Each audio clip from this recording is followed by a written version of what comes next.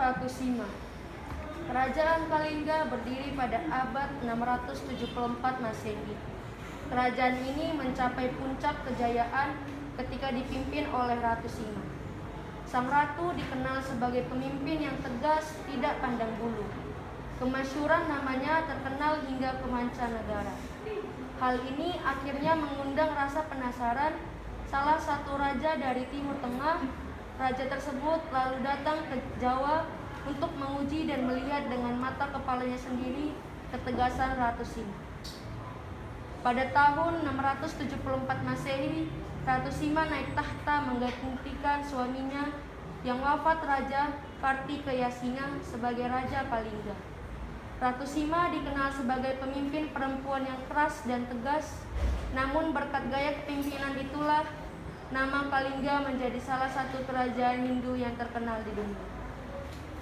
Aku adalah Ratu Sima, ratu yang memimpin kerajaan Kalingga, yang penguasa daerah pesisir utara Jawa.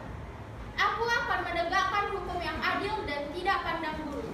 Hukumku adalah tajam ke atas dan tajam ke bawah. Menurut legenda, kemasyhuran nama Ratu Sima terdengar sampai negeri Timur Tengah dan mengusik perhatian sang raja yang bernama Hashim. Perdana Menteri, apa benar suatu pulau Jawa ada kerajaan yang terkenal jayanya, makmur, dan aman minim dari tindak pidana? Benar Pak Raja, kerajaan itu bernama Kalingga, yang dipimpin oleh seorang ratu yang gagah perkasa bernama Ratu Sima. Siapkan layar untuk Perdana Menteri. Aku akan mengunjungi kerajaan tersebut. Aku akan melihat kemasyhuran kerajaan tersebut dengan mata dan kepalaku sendiri. Akhirnya, raja dari Timur Tengah itu telah sampai di pantai utara Pulau Jawa, dan untuk tidak menimbulkan kecurigaan, ia menyamar sebagai pedagang.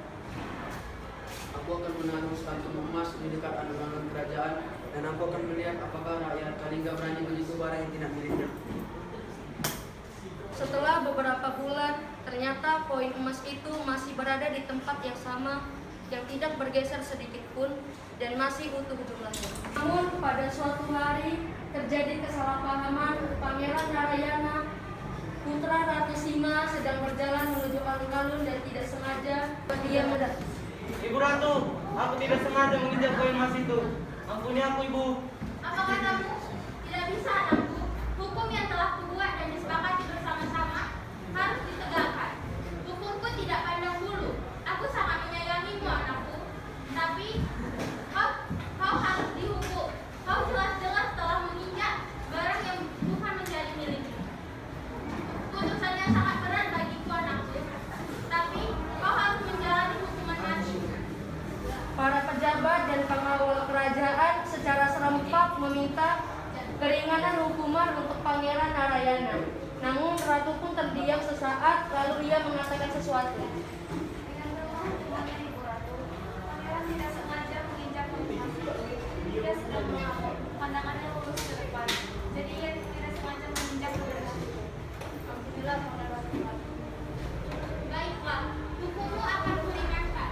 Kau tidak jadi menjalankan hukuman mati, tetapi sebagai gantinya, kakimu akan kupotong.